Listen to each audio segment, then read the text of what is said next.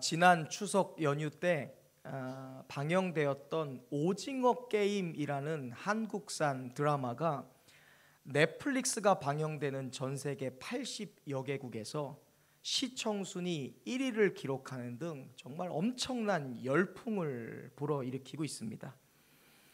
이 드라마는 감당할 수 없는 빚을 졌던 사람들이 삶의 벼랑 끝에 몰렸던 그런 삶에서 최후의 1인에게 걸려있는 456억의 상금을 목표로 목숨 걸고 극한의 게임에 도전하는 이야기가 담겨진 드라마입니다. 아마 여러분 중에 보신 분도 계실 텐데 아직 안 보셨으면 저도 안 봤어요. 억지로는 보지 마세요. 특별히 억지로 볼 필요는 없는 드라마입니다.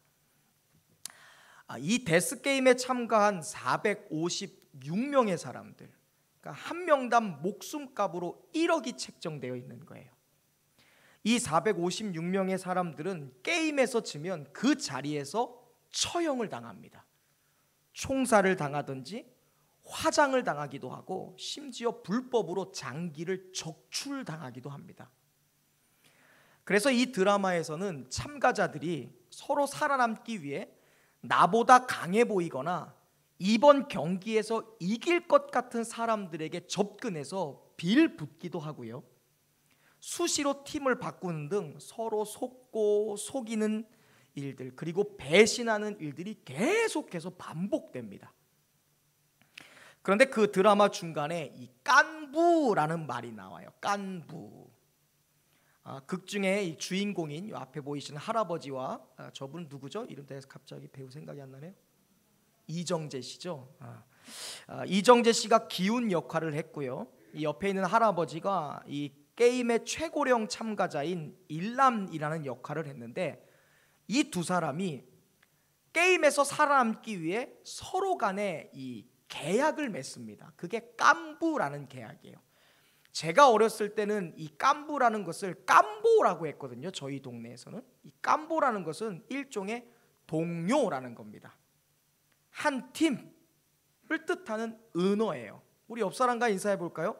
저의 깐부가 되어 주시겠어요? 깐보. 우리 깐부 먹을까요? 이렇게 둘이 게임에서 이기려고 깐부 먹는 거예요. 어린 시절 저도 동네에 좋은 깐보가 있었습니다. 서로 엄지손가락에 침 뱉고 새끼손가락 걸고 도장 찍으면 그 순간 동지가 되는 거예요. 깐보는 당시 딱지치기에 젬병이었던 저를 도와서 경기마다 이길 수 있게 도와주기도 했고요, 제가 구슬치기 잘하는 동네 형들에게 제 구슬을 몽땅 잃어버리면 아무 조건도 없이 자기 쇠다마를 저에게 미천으로 대주는 사람이었습니다. 하지만 그 깐보가요, 영원하지 않더라고요. 제가 계속해서 무언가를 잃던가 아니면 내가 빌린 것을 제때 갚지 못하거나 서로 둘 가운데에 마음 상하는 일이 생기거나 나보다 더 괜찮은 사람이 나타나면 뒤도 돌아보지 않고 깐보는 그냥 깨져버립니다. 하물며 생존이 걸린 이 데스게임에 깐보가 무슨 소용이 있겠어요? 드라마상에서는 보면 서로 이기기 위해서 한 팀으로 연합하기도 하고요, 서로 깐보를 맺는 사람도 있고요, 심지어 극 중에 한 미모인가요? 여자 사기꾼이 나옵니다. 제가 안 봤어요. 그냥 그 드라마 내용만 아는 거예요.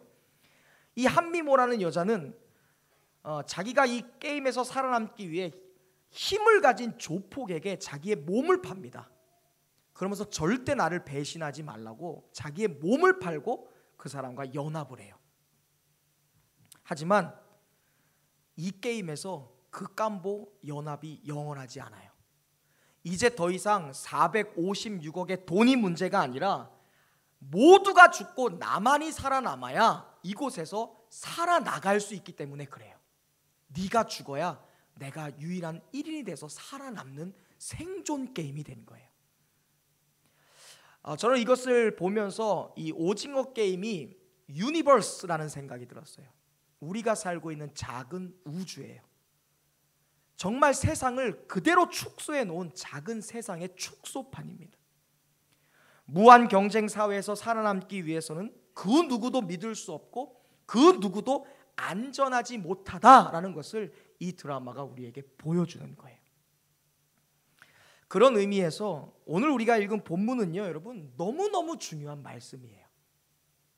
과연 우리가 이 세상을 살아가는 동안 내가 누구와 연합하는 것이 가장 지혜로운 일인지, 내가 누구와 편을 먹는 것이 가장 안전한 일인지를, 그 진리와 교훈을 우리에게 깨닫게 해주시기 때문에 그렇습니다. 오늘 본문에 나오는 히스기야라는 왕은요, 하나님이 보시기에 너무나 선하고 정직한 사람이었습니다. 우리 3절 말씀 함께 좀 볼까요? 3절 말씀인데요,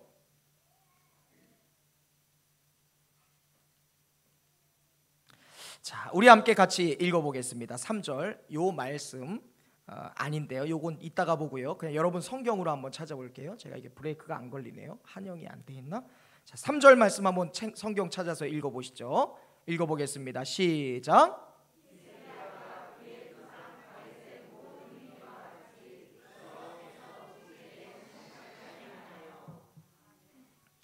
이 말씀에 보면 요거 아니에요. 정직하다라는 말이 3절에 나오죠. 여기 정직하다라는 말은 하나님이 보시기에 선하고 아름답다라는 말이에요. 히스기야는 가증한 우상 숭배자이자 하나님을 배교했던 아버지 아하스의 뒤를 이어 유다의 왕이 되자마자 아버지가 만들었던 여러 산당들과 유다에 만연했던 각종 우상들을 철저히 깨부시는 종교 개혁을 일으켰던 사람입니다. 그리고 기도로서 죽을 병에서 고침을 받았던 믿음의 사람이기도 합니다. 그런데 어느 날 갑자기 히스기야가 짠 하고 탄생한 게 아니에요. 성경은 이스라엘 역사상 가장